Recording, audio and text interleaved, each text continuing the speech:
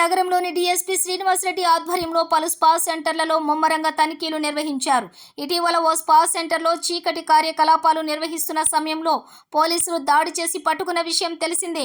ఈ క్రమంలో ఎస్పీ ఆరిఫ్ ఆదేశాల మేరకు నగర డీఎస్పీ శ్రీనివాసరెడ్డి నగరంలోని అన్ని స్పా సెంటర్లను జల్లెడ పట్టారు. చిల్డ్రన్స్ పార్క్ ఏరియాలోని స్పా సెంటర్లను పరిశీలించి వాళ్ళకి తగిన సూచనలను సలహాలు ఇచ్చారు. లైసెన్స్ లేకుండా స్పా సెంటర్లు నడిపినా, మసాజ్ చేయడం లాంటి కార్యకలాపాలు నిర్వహించిన కఠిన చర్యలు తీసుకుంటామని నిర్వాహకులను హెచ్చరించారు.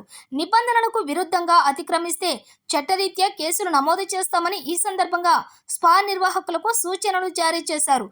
డీఎస్పీ వెంట సిబ్బంది మనీసాగర్, గురువారెడ్డి తదితరులు ఉన్నారు.